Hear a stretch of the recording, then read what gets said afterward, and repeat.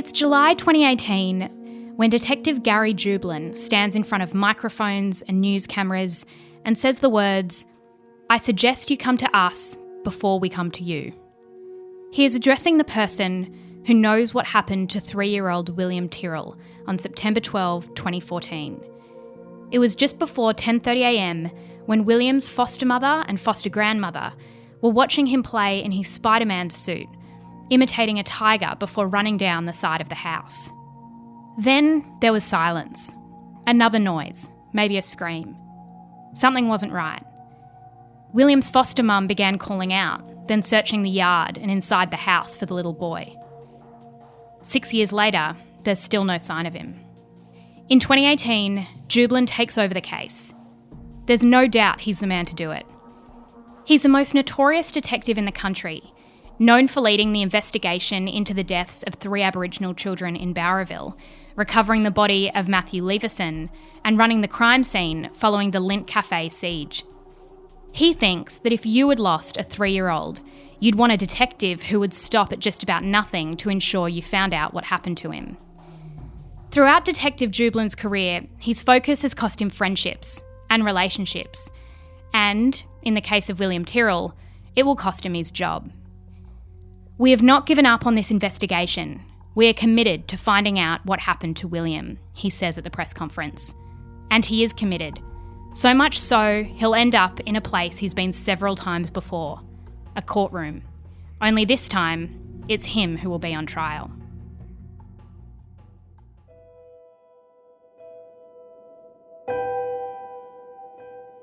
I'm Jessie Stevens, and this is True Crime Conversations, a Mamamia podcast exploring the world's most notorious crimes by speaking to the people who know the most about them. In this episode, I'm speaking with Gary Jublin. Gary is one of Australia's most notable homicide detectives. In his new book, I Catch Killers: The Life and Many Deaths of a Homicide Detective, Gary shares the reality of working on investigations such as the disappearance of William Tyrrell and the toll his work has taken on his personal life. He is also known for his work on the case of Andrew Parrish, which saw him portrayed in one of Australia's most acclaimed true crime drama series, Underbelly Badness. Let's start with your dad and your memories of him growing up. What kind of man was your dad? Look, my dad was, I think, it's the father that I expected to have. He was tough. He was a disciplinarian of the house. I was scared of him, but I loved him. Like there was no, it wasn't an irrational fear of him. He disciplined me, and when I look back at how I could have gone, I'm quite glad he was hard on me, because there were those sliding door moments in life that I think without a father like Kevin was to me, it could have gone wrong. Do you think he influenced your decision to become a policeman? No, I don't think he played a part in that. That was I didn't even know I was going to become a policeman. I was more rebellious. I didn't think I would be a cop. It never actually entered my mind. I considered joining the army, but not policing. That was something that wasn't really at the forefront of my thinking. And what did make you want to become a policeman? What was kind of a moment that you thought, oh, this is something that could interest me? Well, I'd like to say it was to do good for society or some noble reason, but I was actually a particularly hot day sitting having lunch in a park in Ryde. I had been working on a building site, and I saw a couple of uniformed cops chasing a bad guy down the street, and I thought how much fun that looked like, and I literally applied the next day to join the police. So that's how I found myself in that career. Did you have much expectations? Did you know what you were getting into, and what did you imagine that being a policeman even looked like? I had a fairly open mind to it. I thought it would give purpose and structure to my life. I was more laid back, I suppose, as a way of saying that I sort of rebelled against discipline. I wasn't, outrageously bad, but I didn't really look at the police force as something that I wanted to do. I saw myself more of leaning towards a hippie rather than the policeman. But when I got there, I liked physical challenges. I liked the physicality of policing, and that was something that attracted me to it. I didn't realise the psychology of policing came into it, so I just went there with an open mind, and it was a non-stop adventure from the day I walked into the police academy. And you write in the book that in those early years of being a policeman, you were confronted with death more so than you could have expected. And I think a lot of people might not realise that about policing, how often you do find yourself in these enormously traumatic moments. Does that change you, seeing scenes that the ordinary person would never come across? It does. It's something that you are shielded from, or most people are shielded from, so it sort of hits you in the face when you see it. And quite often policing and death, it's violence or tragic accidents that you're dealing with. And it's sort of, I suppose it made me grow up. But when I'm speaking on behalf of police. Like this, my book is my story, and every other police officer has a similar type of story. So the first dead body you see, you get desensitised to it to a degree. But in my case, not to the point that you stop caring. It wasn't, you couldn't be flippant about it. There was a way of dealing with the death that you saw, but it sort of hit you in the face first up. And the police, like, they took us all I think it was the first week when you're stationed in general duties, they take you down to the morgue. And so they really throw you in the deep end, so you learn how to deal with death that you will see. And in those early years, how did you deal with it? So you come home from work and you've seen something that, the person you're living with can't comprehend. How do you process those sorts of images and those scenes? I think it changes your perspective on life, and it probably brings you into the culture of the police culture or emergency services, army, that type of thing. You join the police. It's not like you don't join to become a bank teller. You join the police. It's a I don't want to say club because that's the wrong connotation, but it's an organisation that you become part of. And I found that I still had friends outside of the police, and I think that's very important because that keeps you very balanced, to have mates or friends, family that can keep you in check. But you do rely on police, and that's where, after a tough shift, we might go for a drink and talk about what we've seen and process it that way. But everyone processes things differently. Some people have mechanisms on the way of dealing with it. I found solace in training that sort of took me away from it. But in saying that, I also had a drink sometimes after a tough gig. You joined the stick-ups, is what they're referred to in the book, who are sort of a police squad. What was their role during that time? That was in the early 90s that I went to the Armed Hold-Up Squad. People, it might seem foreign now, but there were bank robberies, and there were armed hold-up crews, and when I say crews, not police, bad guys, doing stick-ups. And stick-ups were basically robbing armour guard vans or going into banks and sometimes actually shooting people in the bank and taking off with the money. It was a very violent crime. They were violent times, and there were some really good crews operating in the 80s and 90s. So in the Armed Hold-Up Squad, their focus was to bring down the bad guys. And when I say bad guys, not the local corner store that was held up by someone carrying a knife. It was the organised groups doing armed robberies on banks. And there were some pretty unconventional strategies used when it came to interviewing or when it came to trying to get confessions out of people. What were some of those strategies that you saw while you were there? Look, there was criticism that came from major crime. In New South Wales, we had the Royal Commission. I know Queensland had the Fitzgerald Inquiry. I think you could name any police force and they've all gone through that. In the days that I was there were confessions that weren't recorded, where that was accepted at court. So there was a lot of criticism. There was a lot of allegations made against police. As the Royal Commission showed, some allegations were warranted because there was a certain group of people that had crossed the line. But they were doing a difficult job, and I'm by no means defending corrupt behaviour. And it was good that the Royal Commission came through New South Wales. I can't speak for other states.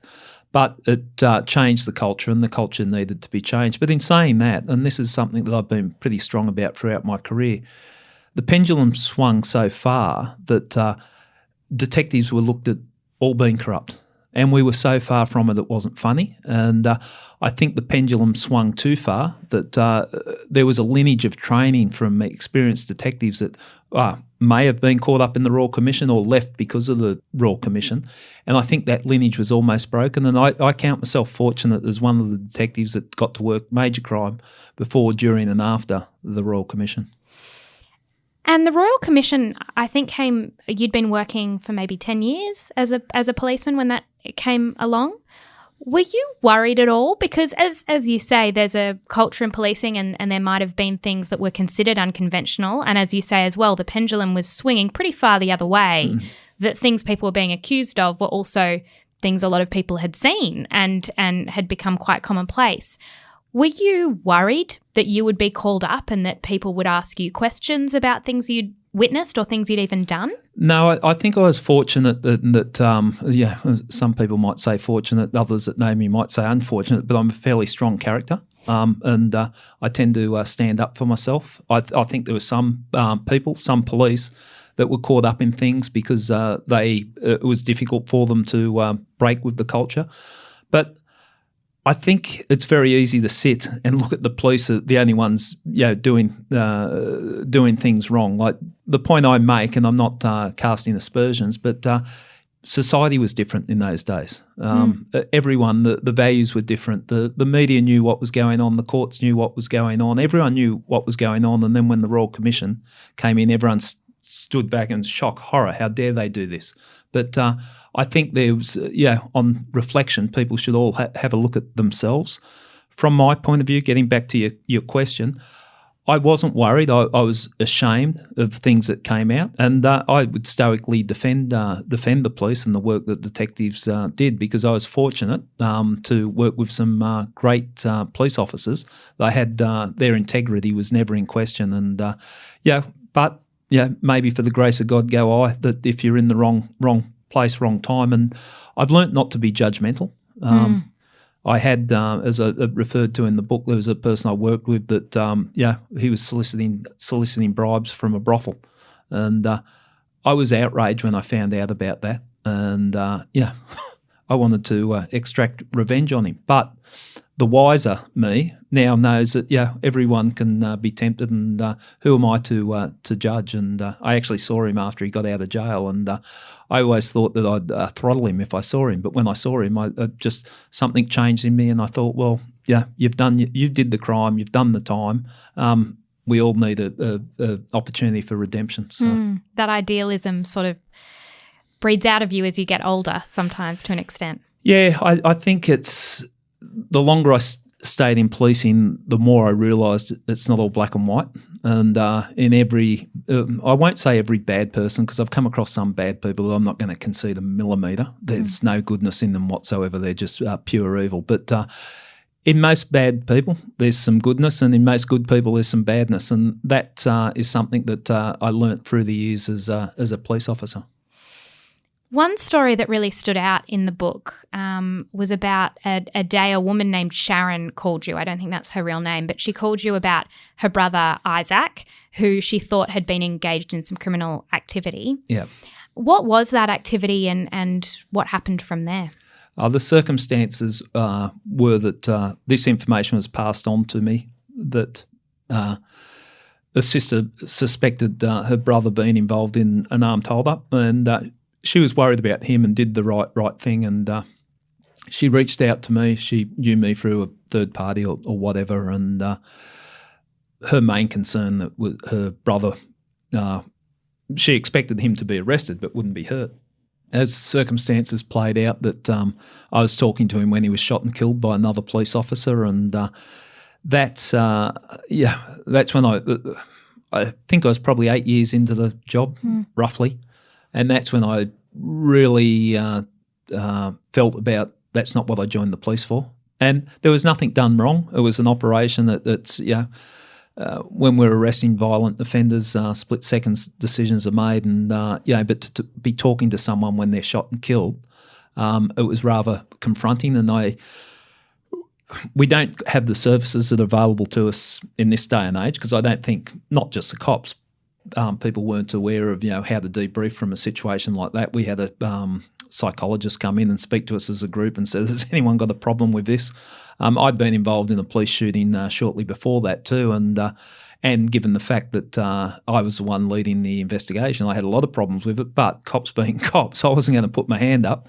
And then the advice we were given was the best thing you could do, and we're all sitting around in the room, and the best thing you could do is go home and train. And that was the best advice, but police being police, we went straight to the pub and got on the drink. And so with a belly full of beer, I was dealing with it that way, but when I got home that night, the ramifications sort of hit me, and I had it was a long night, and I felt like leaving the police the next day. I just felt so, I won't say ashamed because we did nothing wrong, but that's not what I joined the police for. I didn't want to see people hurt like that, and it was really confronting. But yeah, I put myself together and walked in the next day and decided, okay, well, now I'm becoming a real cop, I can deal with this. And that's not diminishing the tragedy. Regardless of what he did, it was a sad situation, and it's something that hangs heavily. What was that like, having to call Sharon and let her know what had happened?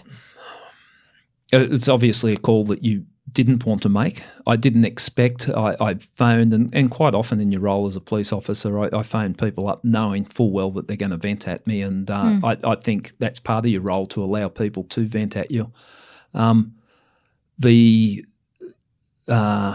intensity of what she said, I was shocked, even though I'd prepared myself for it, but I fully get it. I fully understand it, and it's one of those things that I'll still hold with me now, but I don't feel anything towards her as negative for what she said to me and how she said it, because I fully understand it. And I gave a commitment that no one would be hurt and someone was killed. And What made you decide to move into homicide? Because I imagine when you start as a police officer, there's a few different options, and you moved into detective work. And then homicide was something that you were particularly interested in. Why was that something you wanted to pursue? It was the way a detective's career starts out. We start as a generalist detective, so we're working in local police stations and that. So you get a good cross section of experience, different types of crime, and then you can head into major crime, which includes organised crime, the armed hold-up squad, and homicide. Homicide detectives were like mythical creatures in my mind at that stage. I think I was probably 6 months into the job, or maybe longer, before I actually saw someone. And someone walked in the police station and said, that guy's a homicide detective. And I thought, wow, how cool's that? And that was just me, naive and, just the wide-eyed, bushy-tailed. But whilst I was at a local area command, I got involved in a homicide investigation probably 4 years into my career, and the homicide team turned up, and I was just so impressed by their professionalism, their passion, which, that's one thing I say. If you're going to investigate a homicide, be passionate about it. Like, it's not a 9-to-5 job. But I could see these people were not only professional, they had their integrity, they were smart, and the work that they were doing, I can't think of a more worthy thing to be working on than someone's murder as a police officer. So that was my ambition, but you don't put your hand up and say, hey, I'm going to be a homicide detective. So I just sort of kept my nose down and kept working, and I got invited to the armed hold-up squad, and then went back to the LAC for a little bit, organised crime, and then got a tap on the back and for homicide, and that's when I found my sort of true passion.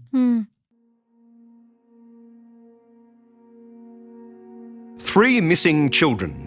1 prime suspect, a botched police investigation.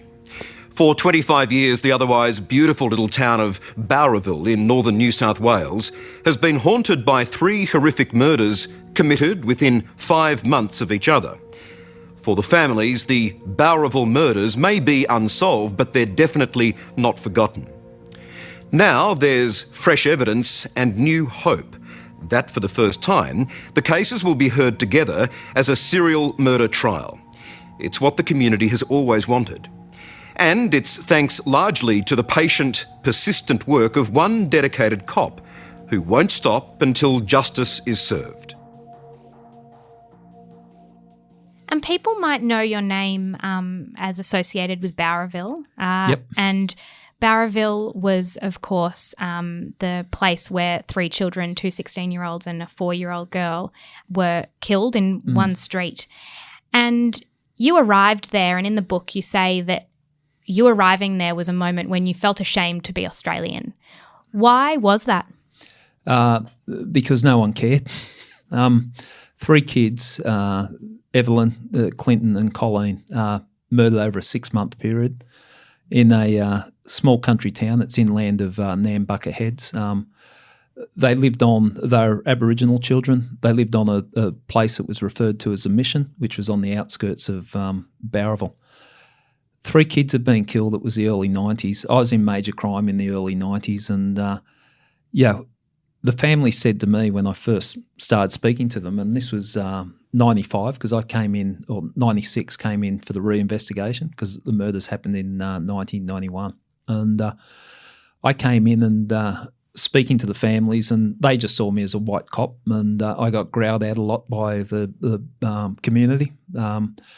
But when I sort of broke through those barriers, they said they told me that no one cared because we're Aboriginal, and I honestly didn't think we were a racist country. I didn't think we were a racist police force.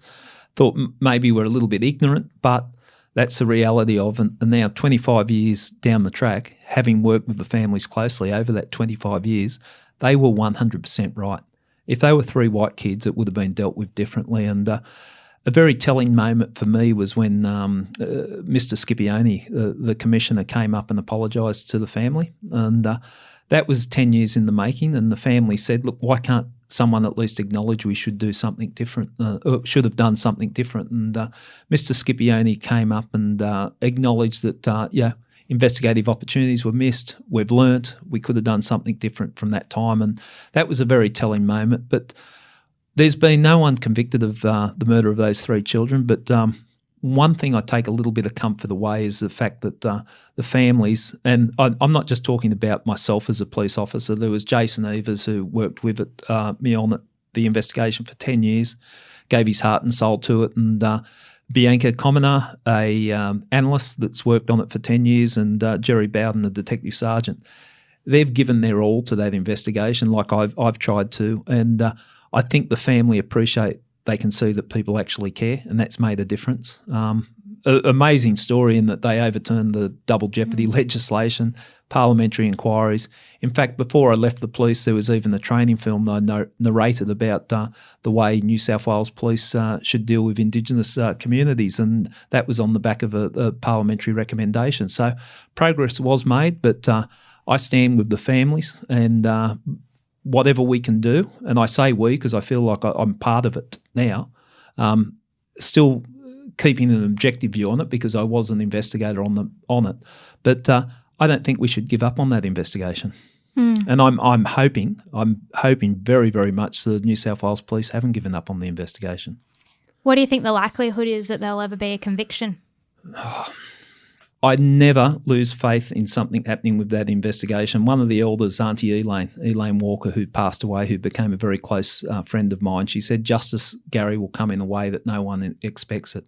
This investigation has taken so many twists and turns. They've changed the landscape of the criminal justice system with the overturning of the double jeopardy.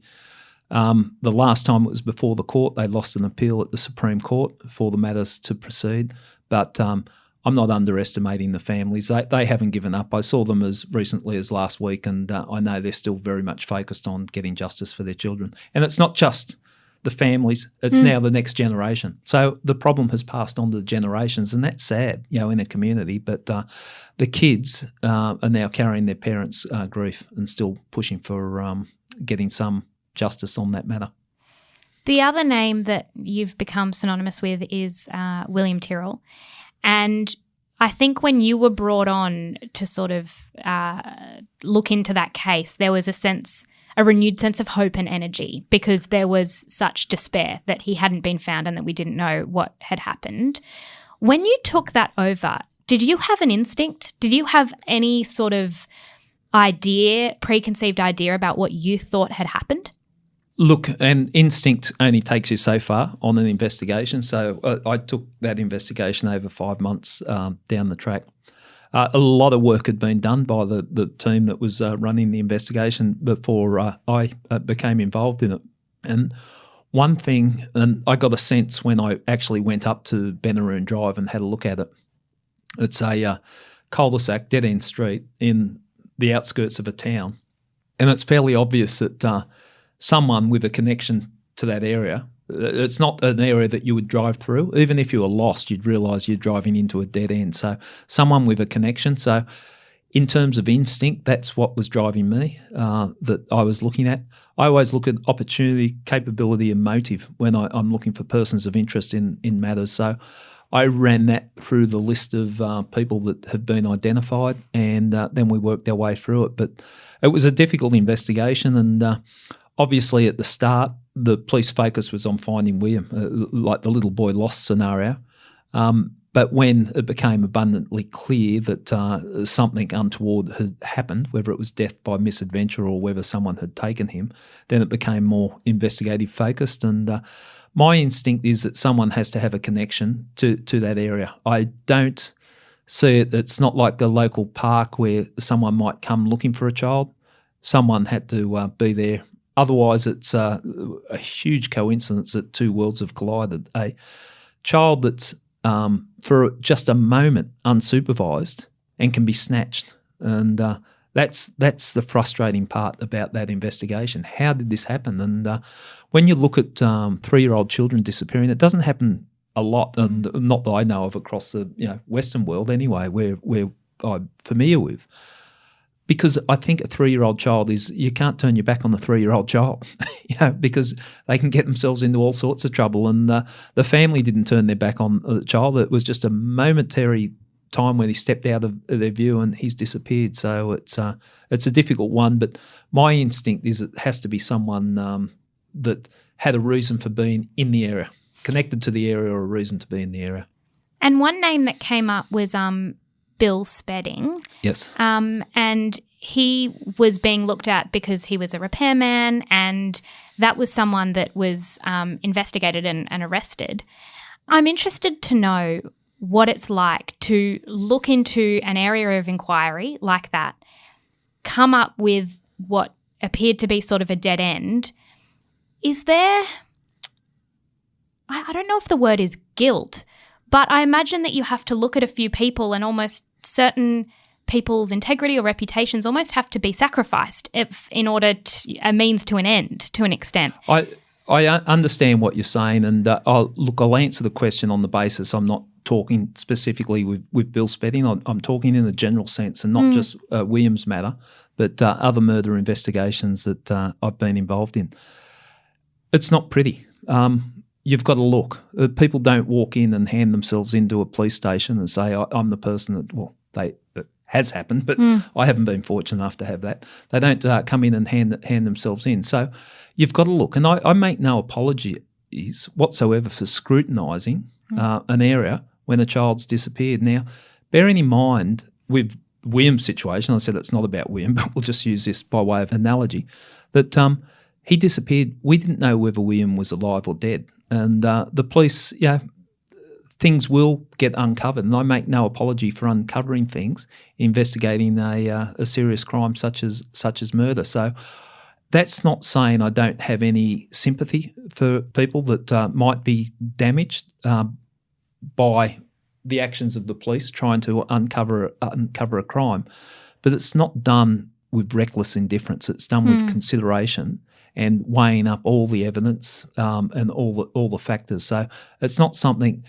I think there's a misconception that police, or I might even narrow it down to myself, that people might think I go in at a bull of the gate and just don't care what carnage I leave behind. That's not the case. Like it's never my intent to cause carnage, but I make a commitment when I was working on a team in homicide, when I'm leading a homicide, I make a commitment to do everything possible.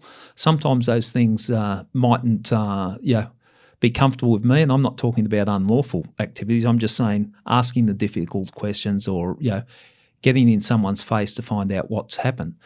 But that's your responsibility. And if you can't do that, do something else. That I firmly believe that. And, in the circumstances that I've left the police, well, I've got an opinion, and my opinion is if you don't have passion in homicide investigations, well, you shouldn't be doing it. There's plenty of other work to do. And in saying that, and when I'm talking about my book, or I'm sitting here talking about me, I just want to make the point that major crime investigation is a team sport. There's a team that you work with, and I've been identified for a lot of the investigations, but with every investigation I've worked on or probably identified with, I'm working with a team. So that's important as well.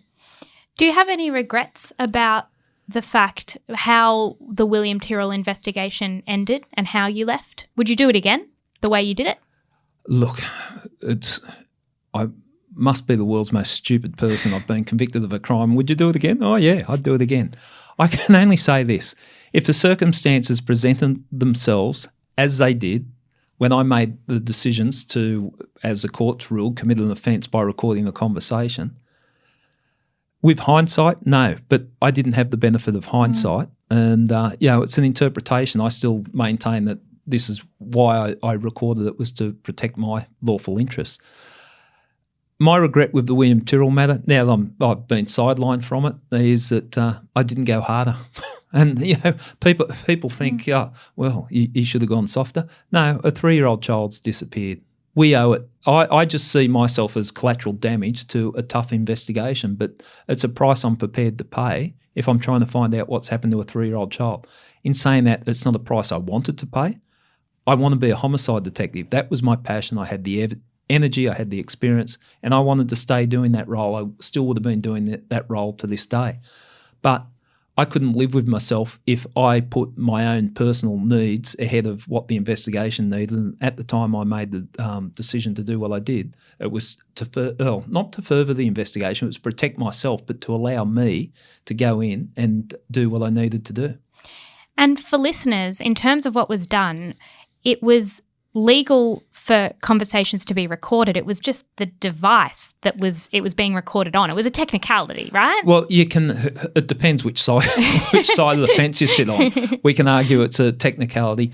I think just to break it down so everyone understands, on 4 conversations I recorded with one particular person. I don't need to mention his name, but there was a reason I was speaking to him about William's abduction. I was speaking to him on my own, which is unusual, but in the circumstances it was deemed the appropriate strategy so I could develop a rapport. On 3 of those conversations, there were lawful listening devices in place, recording this person's conversation anyway. And I'm only paraphrasing what's already played out in the court. And I don't want to usurp the authority of the court, but this is what was played out in court, that when I spoke to him, the listening devices weren't functioning all the time. I was concerned that there would be a malfunction whilst I was talking to him. It was going to be a pressure conversation to invoke a response, and I felt that I needed to record the conversations in case there was any allegations. The 4th charge, I was on holidays when the strategy that we're looking for, in that the person reached out to me, came into play. So I left my family holiday and went to his place on my own and recorded that conversation that was never played or listened to by anyone else until the investigation started against me. Am I allowed to ask if you have a hunch about who did it? You're allowed to.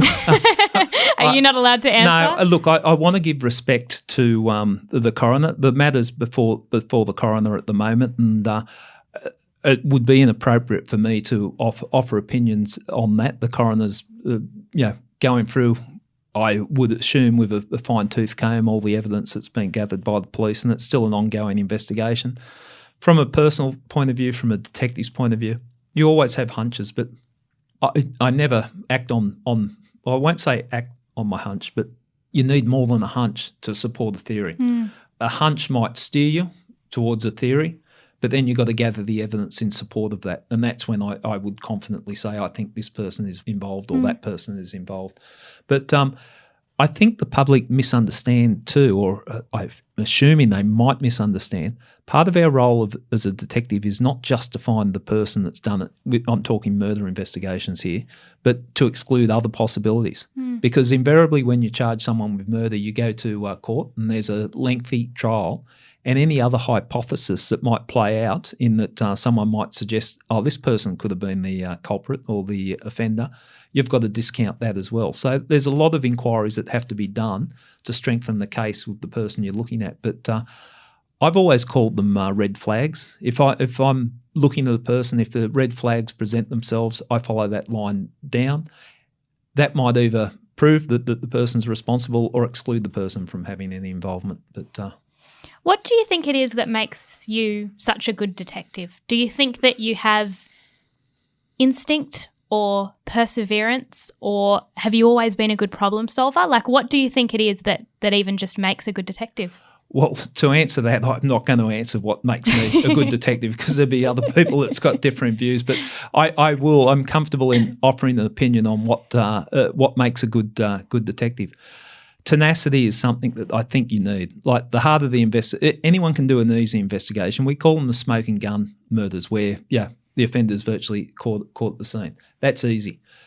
It's the difficult ones where your true mettle is tested as a detective, where the answer's not readily available. So you need that tenacity. You need passion, I think, to be a detective. It's not a 9-to-5 job, and I'm not just talking homicide. I'm talking any area. It's really, you've got to invest in the job. Other people might say, no, you've got to stay separate from it. I dispute that. I might be wrong, they might be right, but I think you've got to invest in it, and that will make you a better detective. But the thing that I do say, and people sort of look at me in shock when I say this, you need empathy. The people I speak to, they all understand it. They come across, and these are detectives I look up to, about the empathy. And by that I mean not judgmental, empathy for the victims, so you actually care for them. And, if you're going to investigate a homicide, you've got to be close to the victims. And that doesn't mean you're not professional. It doesn't mean you've got to do your job, but treat them the way you'd expect your family to be treated if they found themselves in those circumstances. But empathy also for the offender. And by that I mean everyone makes mistakes. Now, granted, when it's a murder, that's a very big mistake. But if you come across as judgmental, even with a witness or anyone, like judging someone on their lifestyle, that's going to bite you. And so I think empathy helps. So, break it down, the passion, tenacity, empathy. Intelligence is another thing. Now, I don't put myself up there as a highly intelligent person, but I've got the emotional intelligence in regards to investigations. Let's say that I can understand the dynamics, the human dynamics of when something goes wrong, why did it go wrong? So I think all that comes together. But the other thing interesting about major crime investigation, and certainly when I've been running teams, I don't pick a whole team of people that mirror me or that. I like to get a group of people together with all a different skill set. Now, you'll need some detectives that are the ones that like kicking indoors, and they'll be the first one in the door. That's great. Some jobs you need that. Other jobs you need the cautious ones. You need that analytical mind. I always, because I think people would suggest I'm a risk taker when it comes to my professional life. And I'd like to have someone, a cautious person, working with me, because and I'm joking when I say this, but I might say, well, let's go arrest that person, and someone, the deep thinker, might put their hand up and say, hey, but boss, we've got no evidence. I go, good point. That type of thing. So you balance it out. So that combination makes for a great investigative team, all those skill sets coming together, working, getting that synergy working, and it's very rewarding. And some of the happiest times I've had in work is when I've been part of a team or got a good team together and we're going after the bad guys. Gary worked at the coalface of crime. He wanted to catch bad guys, lock them up, and give the victims much-needed answers. Gary knew how to use all the resources at his disposal, including the media. We feel that his success and high profile have embarrassed and upset a number of overambitious superiors who placed their own careers before the task they were sworn to do. These superiors have made one huge mistake. They have underestimated all of us. These charges aside, Gary is not just a huge loss to the New South Wales Police Force, but far more importantly to the victims with whom he interacts and also the people of New South Wales. Gary was instrumental in gaining information that led to the location of our murdered son's remains during the course of our coronial inquest. We could not conceive what it would be like to lose our go-to person during the course of that inquest. That is exactly what has been done to the families of little William Tyrrell, and that is bloody disgusting.